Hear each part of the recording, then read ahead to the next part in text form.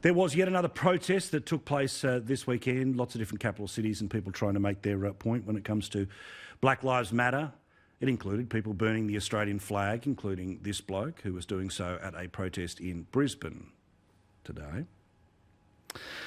But you may notice there wasn't an awful lot of police that were handing out COVID fines, despite the fact that, of course, social distancing did not apply again at this rally, as it does in all these different rallies. Disgraceful stuff, isn't it?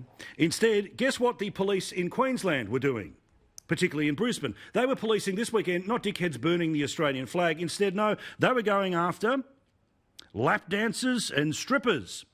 They're looking over CCTV footage to work out whether people got too close to dancing next to each other in the Fortitude Valley. So don't you love this? Even though we have television footage of people's faces not socially distancing or setting off fires that I'm pretty sure don't come with a permit, the CCTV footage that the Queensland Police will be going and combing through is of people dancing in the Fortitude Valley, or they are policing as we speak whether blokes get lap dancers, or ladies too, it's a free country, at strip joints in Brisbane. But if there is something also worth noting about all of this, apart from the absolute madness in the way that the law is policed, is that apparently the organisers of Black Lives Matter are not very happy that it's not quite as fashionable a cause as it was just a couple of weeks ago. You see, when it's not 24/7 conversation on television, when the internet is not full of black tiles, when the world is not raging about what's happening in the United States, and for whatever reason we've moved on to whatever it is that we decide to move on to, fewer people turn up.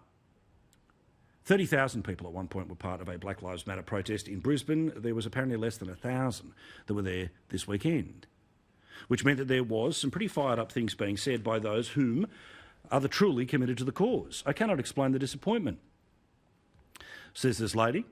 She told a small gathering at the King George Square on Saturday, it's okay for people to come out here and want to be part of it when they were chasing 100 likes on Instagram. This is shameful and tokenism. I couldn't agree more.